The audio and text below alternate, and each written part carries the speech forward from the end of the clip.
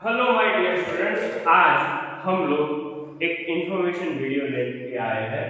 वो है आपके स्टैंडर्ड 10 के चैप्टर नंबर 5 लाइफ प्रोसेस के बारे में। आप देख रहे हो कि बोर्ड में बहुत सारी चीजें लिखी हुई है, तो आज हम ये जानेंगे कि चैप्टर नंबर 5 लाइफ प्रोसेस में कौन कौन से इंपॉर्टेंट टॉपिक्स हैं जो आप कर लोगे तो आपके इस चैप्टर में पूरे के पूरे मार्क्स कवर होने के चांसेस है।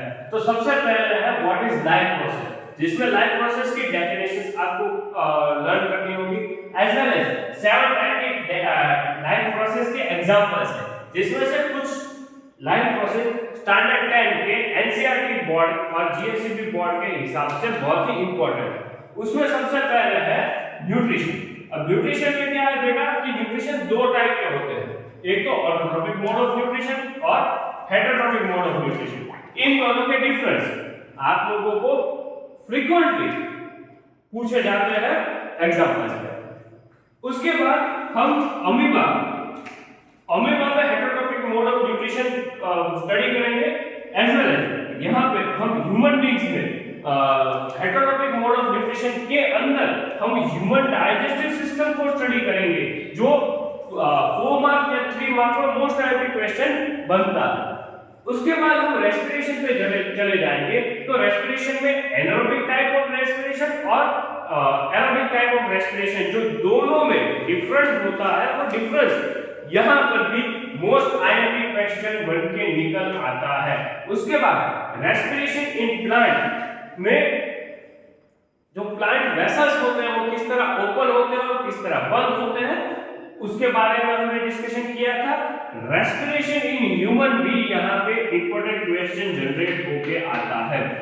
अब बात करते हैं ट्रांसपोर्टेशन के बारे में। तो my dear student, transportation plant में भी होता है।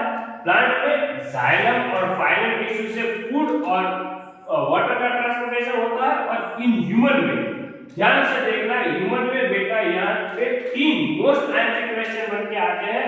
वो सबसे पहला है blood and blood components, normally उसमें ब्लड वेसल्स भी आ जाता है। फिर ह्यूमन हार्ट विच फिगर के साथ लिख के दे रहा हूं 100% इस बार बोर्ड एग्जाम में ह्यूमन हार्ट आने के चांसेस बहुत ज्यादा है बेटा।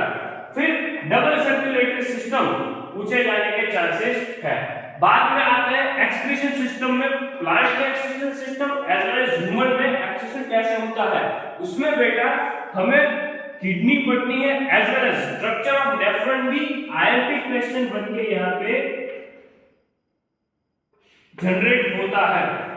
तो यहाँ पे ये पूरा का पूरा 5 चैप्टर है जो आसानी से आप मार्क कवर कर सकते हो। ये पूरा का पूरा जो चैप्टर है उसमें क्या चीजें इंपॉर्टेंट है, तो यहाँ पे आप देख सकते हो कि फिगर वाले क्वेश्चन कौन कौन से होते हैं। तो मैं आपको दिखाने जा रहा हूँ, ये स्ट्रक्चर ऑफ नेफ्रॉन है। फिर ह्यूमन हार्ट ये वाला है, वो फिगर के साथ आपको पूछा जाएगा। रेस्पिरेशन इन ह्यूमन में आपको एलओजी की फिगर ड्रॉ करनी होगी, as well as human digestive system है वो फिगर के साथ, यानी कि ये 3 क्वेश्चन है वो फिगर के साथ आते हैं। उसके साथ साथ आपको इस चैप्टर में 2 डिफरेंस पूछे जाएंगे, एक तो है एरोबिक और anaerobic respiration, autotrophic mode of respiration और autotrophic mode of nutrition and heterotrophic mode of nutrition. तो 2 यहाँ पे डिफरेंस क्रिएट होते हैं जो फ्रीक्वेंटली पूछे जाते हैं। माय डियर स्टूडेंट, ये है आपका चैप्टर नंबर 5। इतना कर लो, बोर्ड के एग्जाम में आसानी से पास हो जाओगे। Thank you my dear students.